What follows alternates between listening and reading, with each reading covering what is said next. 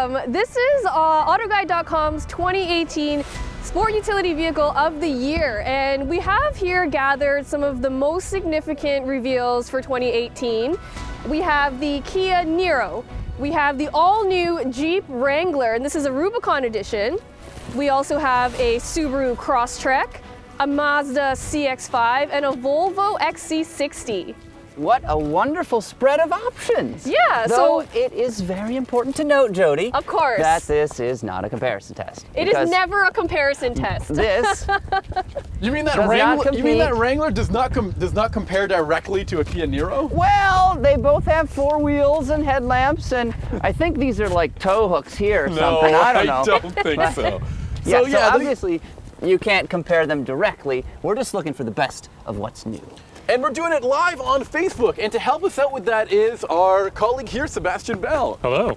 He's got the fancy microphone and he's actually monitoring our Facebook Live for all the questions that you may have about these 5 fine vehicles. So ask away. He also has the winner in his pocket. Yes. I do. I'm holding a secret in my pocket. So before we started the live broadcast, we actually rated each one of these vehicles and we'll have a winner to be announced later at the end of the video. But let's start by running through which one is most... Do you want? Let's start with the Kia. No, Let's start here with this Volvo, because the Volvo is the most expensive vehicle of the lot at just under $50,000. But it's a very close, there's a very close second to that, which might surprise you. Yes, that's right. Now, under the hood of this car is Volvo's twin-charged 2-liter 4-cylinder engine that's supercharged and turbocharged to make 316 horsepower and 295 pound-feet of torque.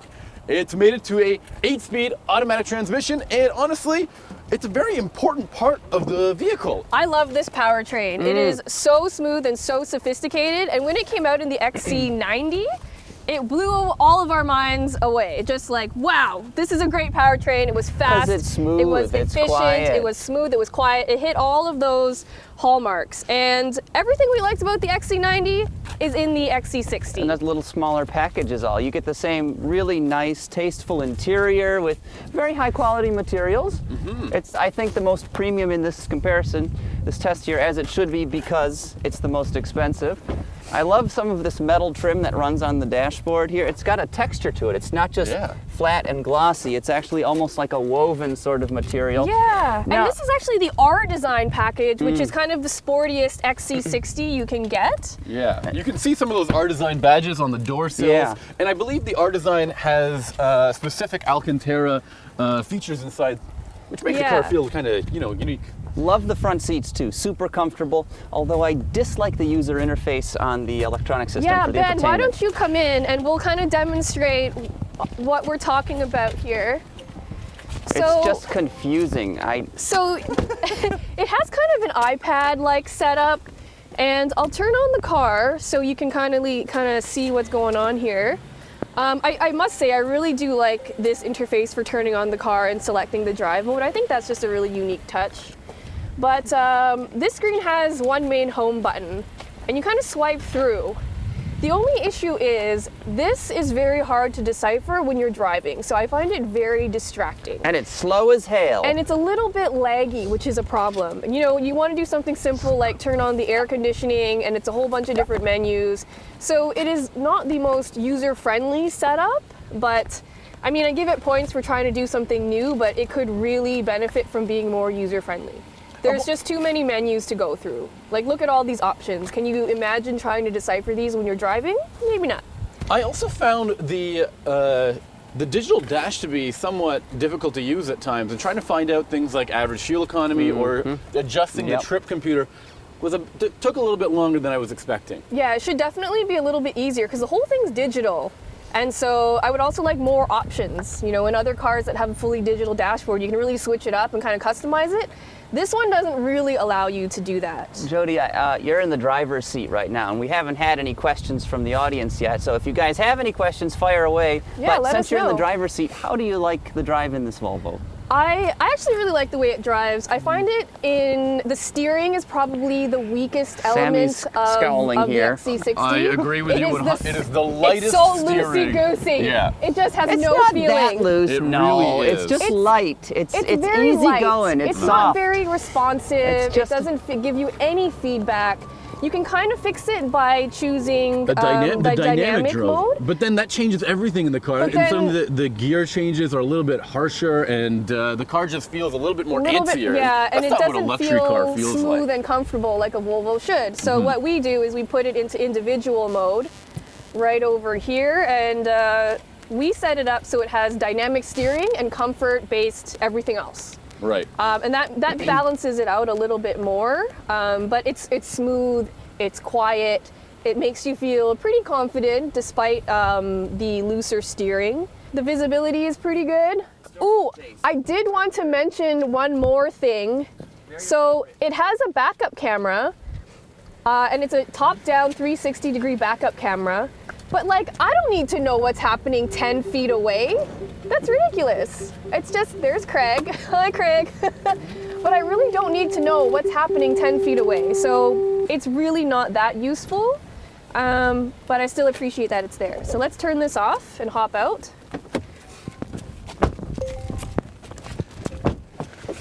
There's So also some the pretty other handy thing- features in the back of the car too. That's something that I really appreciate in a crossover, a luxury crossover. It has 4-zone automatic climate control. And 4 those- zones? Yeah, so the 2 rear seats get their own individual climate settings. 4 also zones? heated. And they're also heated. So you will never feel like a second-class citizen in the back of this car. Or crossover, I should say. What do you think of the design? It looks just like a mini XC90. It's just, I think it's just like slick. 75% of the size, It's very right? subdued and confident, which I love. And because of that, I think it'll age really, really well. It will. And if you look at this in comparison to, you know, the Germans out there, so like the X3 or the Q5 you were talking about, I think this offers something a little bit more unique and special. In general, I think it maybe has a bit more personality than the German competitors. A lot more style, I think. When you want style, I actually like the Mazda better, the CX-5. I think it's a sharper looking vehicle. I do think the and CX-5 costs thousands less It's too. the prettiest car in its class, for sure. Yeah, I mean, The when you CX-5. compare this to things like the Nissan Rogue or the Honda CR-V, the Mazda CX-5 just ends up coming out on top, in my opinion. It's Yeah. the car that I would feel the most comfortable being seen in. Yeah. And in fact, I have no Sophisticated. issues being seen in this This car. car, so here's my feelings on the CX-5. Do I feel cool driving a Honda CR-V? No. RAV4? No. Nope. Those are possibly like the least coolest cars. RAV4? Yeah. Nope. Not I so hate good. the RAV4. But this, I can feel cool driving this, Yeah. which is a completely not objective thing to score it on. But if you want like swagger and style, this is pretty much the only car in its class that offers that. Well, this car has a lot of features that are actually comparable to that Volvo. You see, we have a fully loaded model, and it also has things like head-up display. It has heated seats in the front, a heated steering In the wheel. heated seats in the rear. Heated seats in the rear, Yep. you're right. It has a fully featured reverse camera. It has, the only thing that it's really missing is that powertrain that makes the Volvo feel really this special. is just a 2.5 liter natural, Yeah, all that natural makes 4. Just under 190 horsepower and 100, I think Yeah, 180. right around 187, I think Yeah. it is. Yeah. But if you step inside here, you can see that they've done a really good job of making this car feel like a luxury car. Look at how high quality the stitching is. And there's even some really nice contrasting stitching here on the seats. And we'll see that in some of the other cars as well. But in this car, really classy. I also love some of the trim bits here. The style and the design is really unique. And you can tell that Mazda really benchmarked something high-end when they're designing this car. But it's affordable high end because this car, as it sits, was only 33 grand and change. Yeah, and opposed that's to almost fully loaded. 50 for Yeah. the Volvo here. And what's impressive about this Mazda for me is that when driving it and when using all the interface, it reminds me of a BMW. It's got that like Germanic kind of preciseness to it, this precision that, you know, BMWs really should be famous for, but maybe not so much anymore. And I feel like this car has the best driving dynamics in its whole segment. Oh yeah, if I you're think- comparing it to a Rogue or a CRV Yeah. or a The RAV4. steering is fantastic. Yeah. It's nice and heavy and responsive and there are crisp. no trade-offs. It's still incredibly useful It's as still well. fuel efficient. Yeah. It's still Except for the one aspect of the drive, maybe. We can't. I mean, every car has some trade-offs, and I think a But few this of our hit editors checks had a lot some of the right complaints. boxes, though, right? Pardon? It does, checks a lot of boxes. tick all the yeah. right boxes. Well, you know what, Ben? Why don't you jump in here and I'll finish my thought while you're inside this car. First of all, a few of our editors had some complaints about the infotainment system. Yeah, It's a not little great. I don't love it. dated now. I'll just fire it up. As you can see, especially in comparison to the Volvo, it's a tiny screen, and you can only do one thing at a time. You have to do everything through this knob. Well, down if I here. wanted to use Word and Excel, I couldn't. That's right. But it is a touchscreen when it's parked, which When is it's helpful. parked, yes. Yeah. It is Oh, just a only when tiny bit parked. smaller than I think is the standard in the segment. One of the things I love about this car is it has a head-up display, and that's kind of tough to show on yeah. the camera. But the head-up display also tells you what's going on in your blind spots, which is pretty cool. It's actually much better than some of the ones they have in like real luxury cars. Quote. Yeah. And you know what, Ben, while you're back there, I wanted to point out this car does have heated seats, but to activate them is a little bit of an ergonomical nightmare. So I'll show you here, Ben. If you just scooch out of the way. So you're wondering, how do I access the heated Because there's seats? nothing here. They're in the armrest, which means if there's somebody sitting in the middle of this, you can't use it. Yeah. Which is a bit of a Excuse me. functionality error. Yeah. And there's also, you know what, there's also USB ports There's in there. also a little cubby and some USB ports. But again, none of this is useful if you have a full 5-passenger Yeah, a full group of load, people right. here, Like yeah. a full family. So you can It's obviously screw SB. They mucked it up. you can obviously tell what Mazda was gunning for, what kind of family that they were gunning for here with the CX-5. Yeah. What do you guys think? It's only got a 6-speed trans, which is pretty low on gears these days, and only 187 horsepower, so it's not the fastest vehicle. And it drives really well, of course. It's a telling Mazda, you, but it's a little bit slower than some of the other I models don't out there. think people need that much power. Like No. you could get up to highway speeds, no Yeah. problem. You could pass No. someone, no problem. I think the transmission is pretty snappy. So But you'd have the power in the Volvo, and it's like boom, and it's instant. yeah, but that's the Bottom and benefit of top. it being twin charged. yeah. And about that's the biggest $15,000 innovation. Well, how Yeah. about Mazda? How about a nice 2-liter turbo? Yeah, you know It's what? We're coming. waiting for something like that, Yeah. right? Get it It's out coming. now! That We'll would see it in the that would Mazda make 6. one of the most perfect vehicles, in my opinion. If this had more power, Yeah. I'm not saying that it's not powerful. It It's has more perfectly than adequate, enough. absolutely. And I never felt like, I mean, you're right, the 6-speed and the power numbers are a little low, but Yeah. it never felt like that when you were on the road. Yeah. Okay. So, but if we're going to talk about power and performance, Are you looking at the Well, Subaru here? Hold on. I mean, this is a Yeah. compact crossover. This is tiny. we It had doesn't need- we had some issues at Car of the Year with the Impreza 2-liter, true. and this is a little bigger than So that. let's just right? get it A out of the little way. heavier. This car is slow AF. But it is still good. It feels good to drive. The chassis is extremely well engineered. And it has a lot of extra utility over the Impreza. It's got a higher height. It has a bigger ground clearance. It's got this plastic body cladding so really? you won't damage it if you're doing some light off-roading. Does it come with all-wheel drive?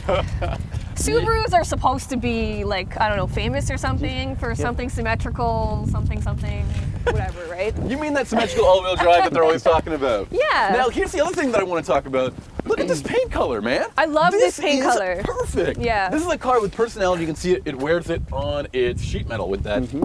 Light, With that nice dusty light blue. And you blue. can even get that with that gorgeous orange paint finish as Nice. well. This car just looks. But- it looks like it's gonna charm you. It's something Hey guys, different why too. don't we? It's Sebastian's been a little quiet. Why don't we check in with him? I Oh, think there he he might is. have Do we have any in the questions? chat room. I So, do. We Again, if you have, guys have questions, one- ask. But Sebastian, take it away. We've got one. Sorry to interrupt you there. We have one question from a user. He says the interior sure does look nice, but how about the interior? We've just seen a lot of problems with that. On for the the Subaru? Subaru? For the Sure, Subaru, why yes, don't of you course. Come on in. Any opportunity to sit in the warmth? Let's It is go. a little bit rainy and cold today.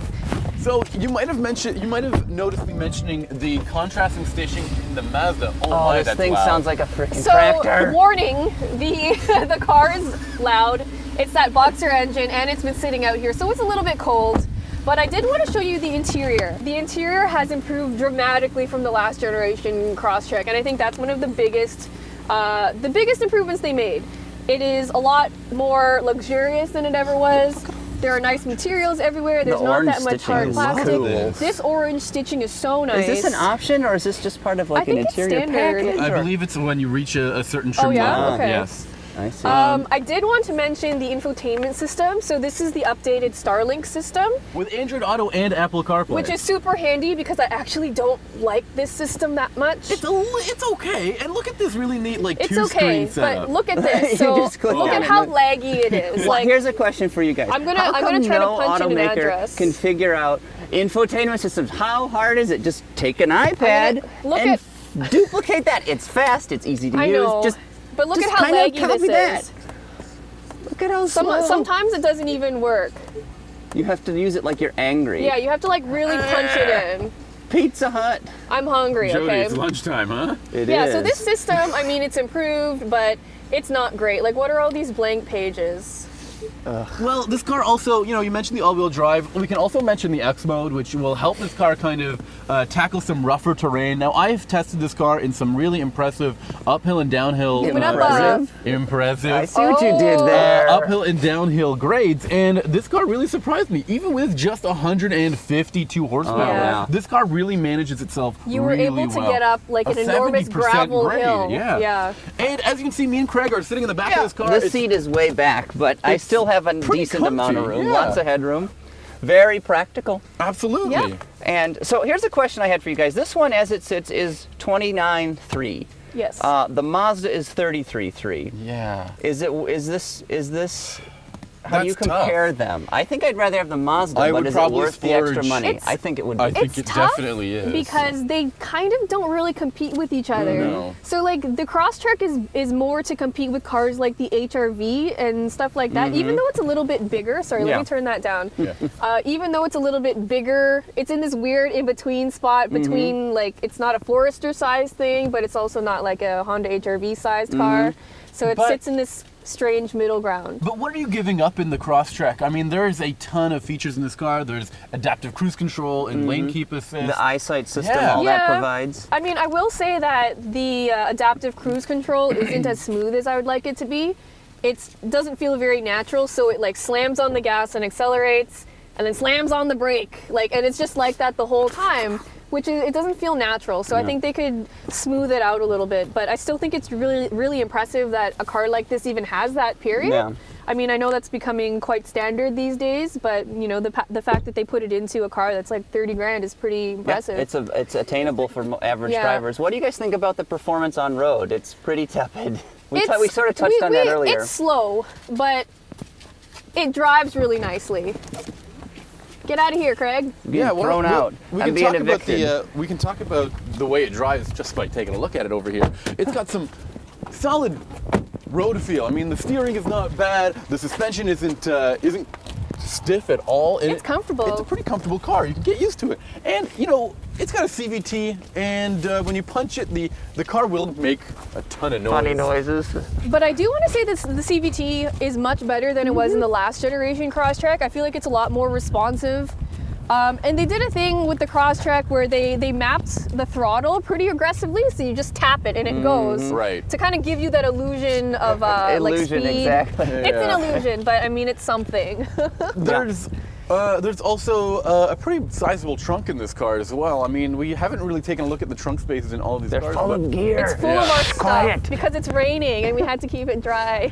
but while we were talking about the powertrain and the transmission, you can also put this thing in a manual mode, and there's paddle shifters on the steering wheel. Yeah.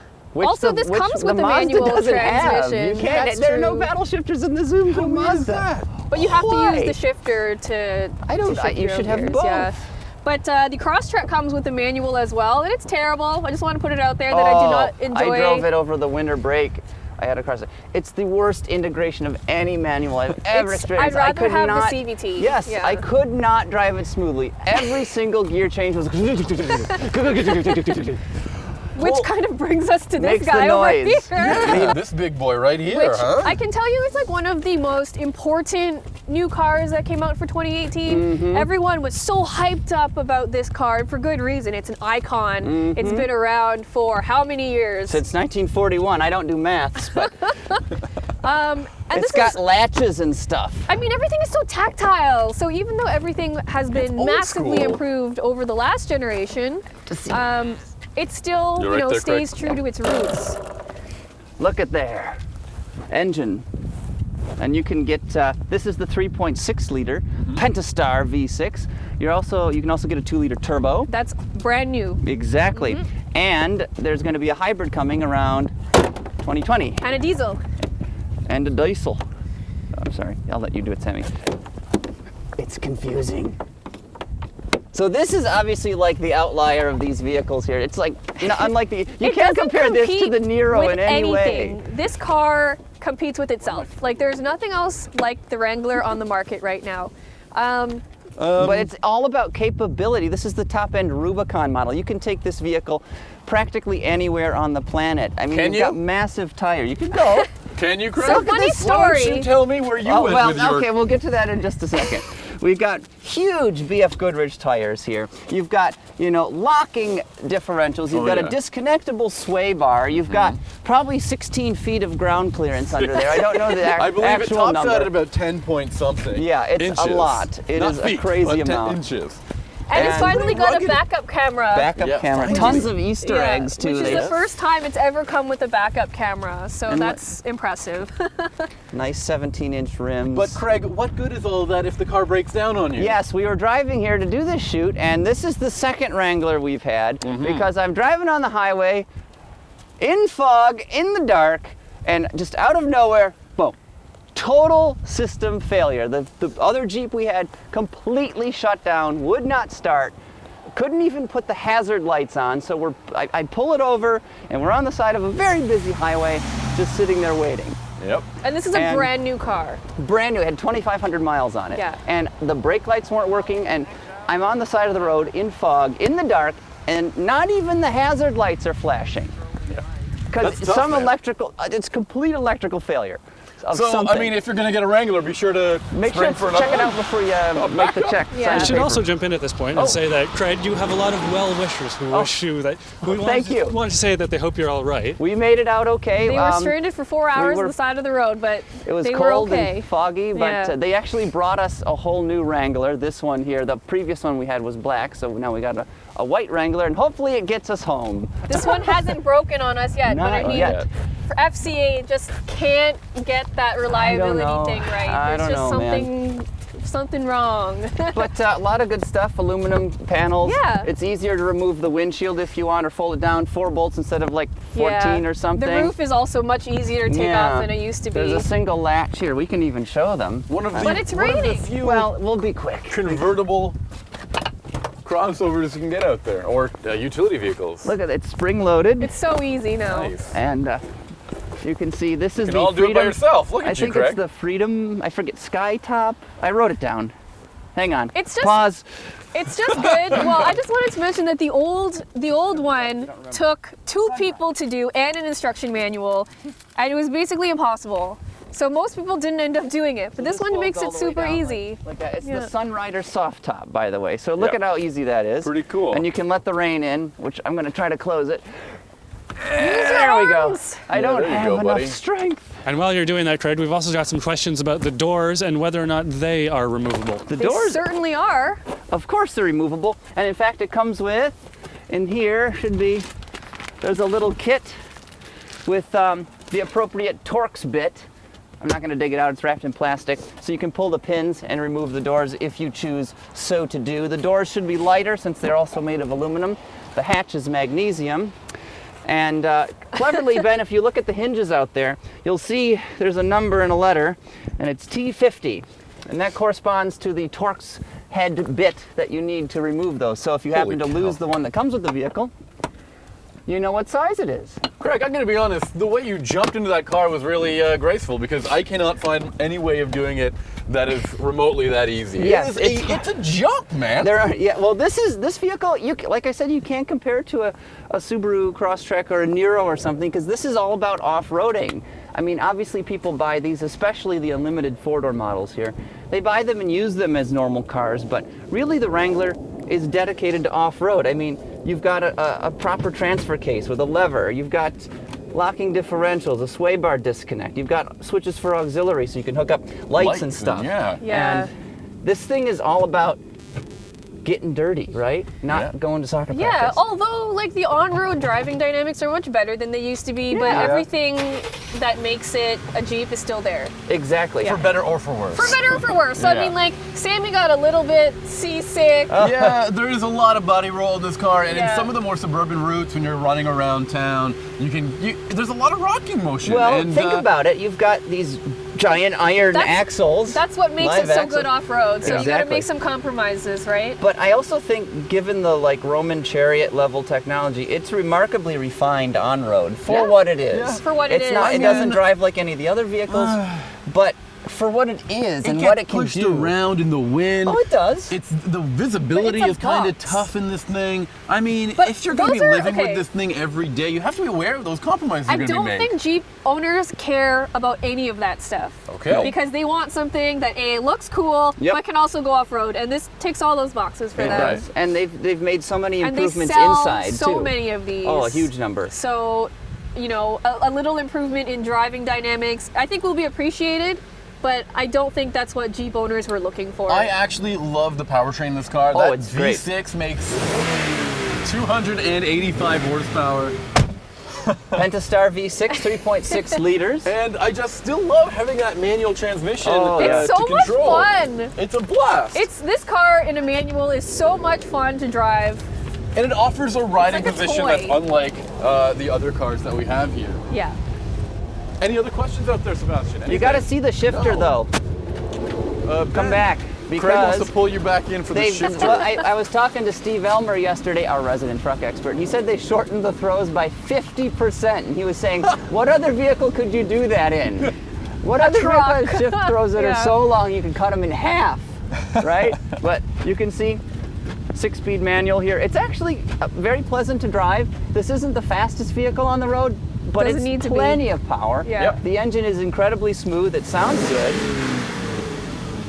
A lot of great refinements to the new Wrangler here. So I will admit the rear seat space is lacking, Yes, and getting that's- to the trunk in Okay. this car. Oh, the trunk. So it really lacks on the cargo capacity I front. don't know what to do here. So it's a big giant box. You would Yeah. assume that there's a ton of cargo capacity. But this is no, all there this is. is how I do this. So let's just jump in here. You open and it like let me a just fridge. put all my stuff in it. How do I do this? This doesn't make any sense. yeah, I don't. The previous one we had was a hard top, and this actually just flipped up super easy. Yeah. Okay. Done. This it makes it a little bit more difficult. Well, there's a little bit of space down here. That's pretty nice. And And, look, it you has can even cargo put- tie downs and And you stuff can even like put that. your all the pins and bolts that you take out for when you're So you removing the don't lose door them. or the roof. Yeah. You can stick them in there, which is pretty handy as well. But And yeah, I don't know, livability of this car, it's not my favorite. I don't know if Jeep this would be owners my don't first care. car, Yeah. you know what I mean? I my will only say car. it's not easy to live with day to day. Yeah. Maybe When that's I've just the had same, when I've though. had this for a whole week, it was a little bit trying, but fun. Tons of Easter eggs too. They've hidden little Jeeps all over the vehicle. They got a nice little placard here that just shows you water fording ability, approach angles, made in America, made Yeah. in Toledo. I mean that information is super useful to have when you're kind of on the trail.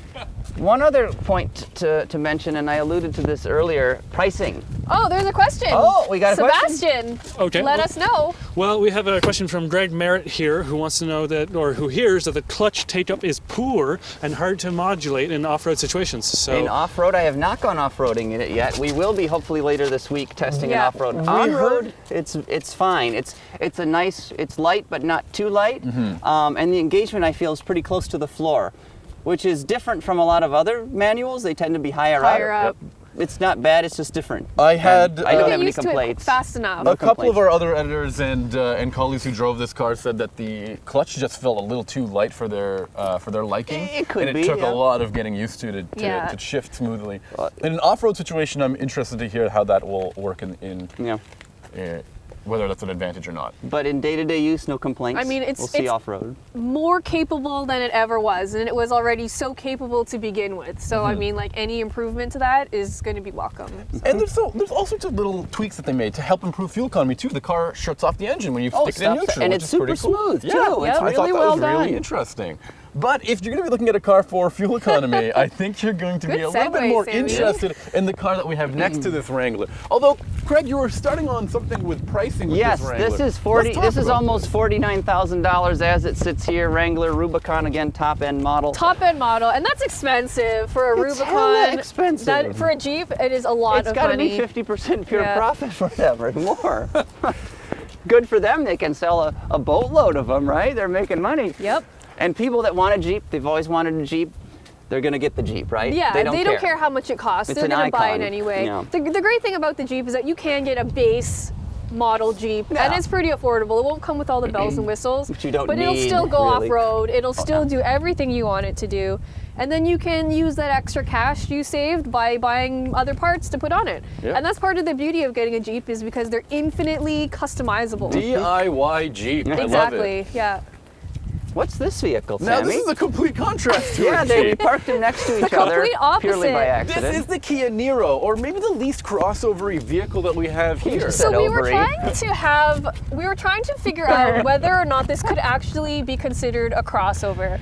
So Chidi has a funny story. Our buddy Chidi, we work with Chidi. He drove this to a car wash, and you know how hand car washes charge more money for an SUV or a crossover than they would for a sedan. Yes. And so he was trying to convince the attendant that this is not a crossover. He said, it doesn't come with all-wheel drive. Look at how small it is. Look at how low to the ground it sits. It's not a crossover. And the car wash attendant didn't charge him the crossover They price. didn't? Oh, I thought they were like, screw you, give me my money. And I think that says a lot about this car. So the biggest problem that I think kind of plagues the Niro is that people don't know what it is. Yeah, Like- that's an important thing to bring up. I mean, it doesn't. It's the power to surprise. It really is, honestly. It feels like something joke. unlike the rest of the cars here. Yeah. The way it feels on road is much more car-like. Jodi said it reminds her of a Golf, Yep. which is, I think that's high praise, It is a especially in compliment, 'cause comparison I to like the the rest of Golf. these cars. Yeah. And crossovers are always trying to deliver a car-like ride in a bigger body. And I think the Niro really delivers that. So I wanted to touch on that point again, is that in this car, when you sit in it, the seating position is pretty much like a hatchback. You don't have that really high up seating position, and I think a lot of crossover buyers want to kind of sit higher because it gives you a better vantage point of what's ahead, and this doesn't have that. And I'm not sure if people will really be into that. I like it, like I don't mind the The seating high up position. seating position, you say? I think that this lacks that high Oh, yeah. seating Yeah. position, yeah. And so I think a lot of Exactly. buyers might be looking for that, and this doesn't offer Because it. it's really, I just say it's more of a wagon. Oh, hey, it is you warm know? in here. It's, It is, like, is it a crossover? Is it a wagon? Is it a hatchback? is it a Prius? Okay, Sorta. so here's the thing, is that if you were shopping for a Prius and thought it was too damn ugly, Which Which it kind of is. is, yes. then this might be a really good option for you. So, but that, I mean, this car is, you know, higher off the ground than any Prius or compact. It has way more utility Hatchback. than any of that. Yeah. So this, I think, competes more with cars like the Prius or the Prius V. Mm-hmm. I don't really think it has a peer in its segment. I'm like, what is its segment? Like, we're always coming back to that question, Yeah. right? the customers will decide whatever. Yeah. But why don't we discuss what this car has? It has a hybrid powertrain. It makes. Did you mention how much horsepower this thing has? No, how much does has it have, 100 Sammy? and I think 39 Yeah. horsepower and 195 pounds-feet of Whoa. torque. Yeah.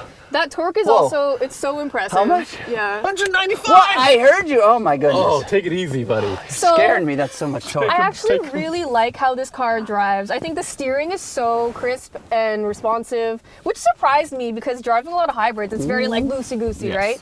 And so this really drives like a regular car. And I think that's the most impressive thing about this car is that it is a hybrid, but it's not shouty about it. It's not like, I'm green, everybody! That's pretty much the only thing that points Yeah. out that there's a little badge there that Yeah. says Eco Hybrid, So I'll turn it on. and this won't It's make like a it. Korean there it goes, dishwasher yeah. making all kind of music. And it has a dual clutch transmission that never felt like a dual clutch It transmission. is so smooth. Super smooth, Yeah. really responsive. There's even a sport mode in the transmission that gives this car a little bit of pep, which was something I was not expecting at Yeah, all. but also look at this. Heated seats, vented seats, heated steering wheel. Yep. And this is what? I've got heated seats in the back. Yep. This car has so many features. The adaptive cruise control is here, all of the blind spot monitoring and stuff like like that. Android Auto, Apple CarPlay. You know what? And if you want And to save, Android Auto. and Android Auto, and Apple CarPlay. Oh, that too? Yeah, All yeah. right. And if you want to save fuel, you can even use the climate control in a driver-only Yeah. That's setting, clever. which I think is pretty clever. Yes. It is Speaking clever. of fuel, what do we got? Up to 49 mpg average. That's like twice as much as the Jeep gets. That's cray. That's also Prius territory. That's yeah. seriously good fuel economy. Yeah. Although One in the city. it's not looking so hot right now with this tree. Quiet. Yeah, so this Oh, eco level 4, Jodi, what happened? But think wait a we were second. doing- It's a tree. You're like growing the tree, but you want the tree to be small because you want fewer emissions. But as you do worse, the tree gets bigger. That's No, no, it's backwards. the other way right? around. No. When Oh. you drive more eco-friendly, Okay. you I grow thought more it was leaves. exhaust coming out of the tailpipe. I'm like, wait, what? That wouldn't make sense. That's why I was confused. Can I Yeah. also point out there's some actually really neat feature in the back. There's a 3-prong plug back here. And that's so That's why I handy. bet this is a crossover That's- and not a hatchback. Well, What hatchbacks come with anyway. a 3-prong plug? I just Maybe think a there's a Golf. lot of value in this car. This car offers a lot of tech, a lot of features, And it drives really and well. it drives nice for not that much money. ton of room back About- here too. How much does this one cost? You had that spec sheet with you right there. 30. 32,940 out the Not door for this bad. one. And that's fully loaded. Yeah. That's the best Kia Niro you can get. And it's really interesting. I think the average price of all of these cars is about 30 something, or like mid 30s. If we averaged them, yeah. Yeah. But for the fuel economy, it's stylish. It drives well. The steering is. I like the steering feel a It's lot crisp. in this one because it's a quick.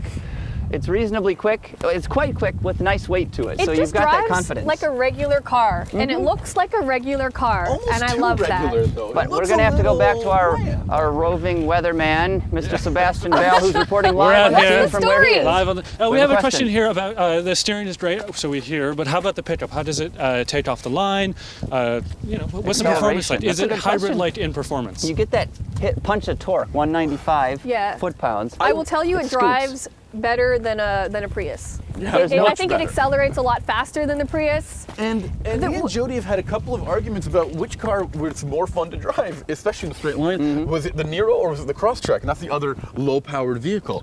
And you know what? Yeah. This Niro. ended up being the surprising pick for most of us, I was- especially yeah. with that electric torque. It just Yep. took you right off the line. I was so surprised by how this was, or what this was like to drive. Like it didn't feel like a hybrid. Jodi might have spun the wheels a little bit when I was driving with her. I did a front drive Front burnout. Yeah. Granted, it was as wet as it is now, Yeah. so I mean, it was. But that she didn't leads have a heavy us foot to our there. next point, is that this doesn't come with all-wheel drive, Yeah. which might be, Which means this can't be a crossover then, right? Well, But this, I don't know. it still has some crossovers? capability. Look at how much space it offers. It does actually have a little bit of ground clearance. I think it's just under 7 inches, maybe just over 6 actually, 6.3. How does that compare to the Subaru, I wonder? The Subaru has 8 point. Okay, a little more for the Subaru. Yeah, 8 Yeah. point something, 8.5. What I is think. it? Nobody knows. What is it? Yeah, But it's what in is our it? utility It vehicle is of the year, so it's it's got to pretty be some useful. kind of Yeah. utility I vehicle. think that's a great point. There is another 8.7 question. on the Subaru. Oh, No, okay. he's just correcting our He's specs. just helping me out. Yeah.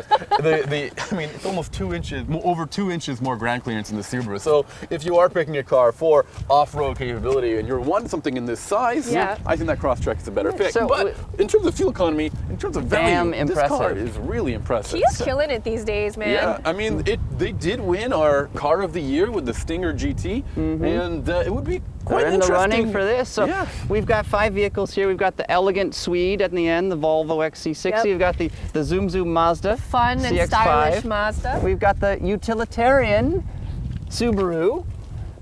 But it can't. Utilitarian but useful. And we've got the brutish Wrangler that Yep. is in a class of one, really. And we've got the The well, Kia the Niro, question which is mark. a bit of everything. Which is really. also in a class Yeah. of one, maybe. Yeah, exactly. So clearly, all of these vehicles have like very clear pros and cons. Yeah. And it's funny because like usually when we do something like this, we kind of have a feeling of which one will win. Like immediately, we get a gut feeling. You know, this car is awesome. I think it's gonna steal the show.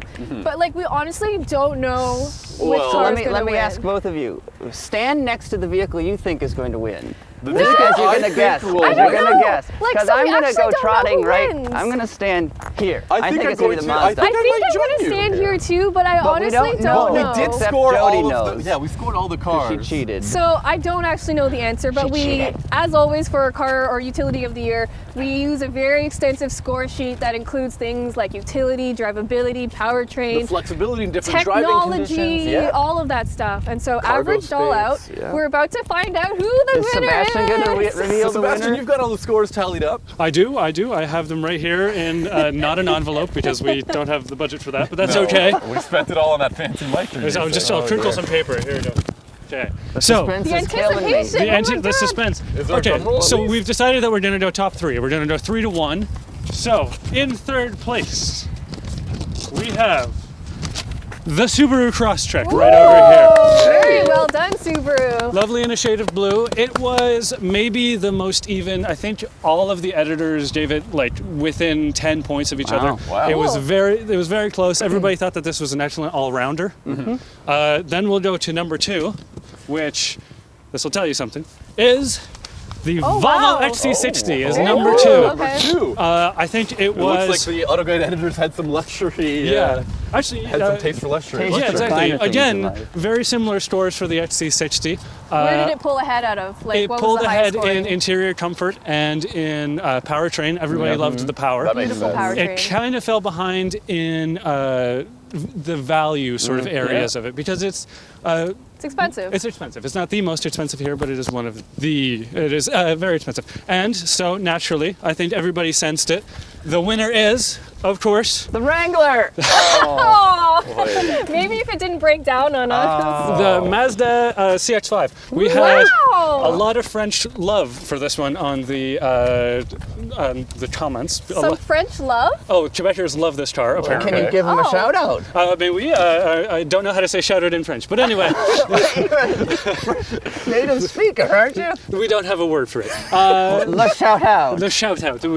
Wow. So yes, again, another all-rounder. It was very good everywhere, but I think where it won out was because of value for money. I think it was it kept up with the Volvo in a lot of the luxury areas. Even though they don't compete with each other. Even though That's they don't cool. compete, Yeah. and I think says that a had to lot. do with how much. Yeah, exactly. So there you have it. Wow. AutoGuide crossover of the year. Congratulations, The Mazda CX-5. And thank you, Sebastian, for all of that help and Look at tallying the up analysis, the scores. too. Yeah, that was helpful. And yeah, Digging through the scores Yeah, and so thank you everybody for tuning in. I think that was a really cool way of doing our utility vehicle of the year. I like the suspense. The surprise That was really a was killing me. surprise, honestly. So if you like that, let us know and we'll do it like that next time too. So thank you for watching and congratulations to Mazda.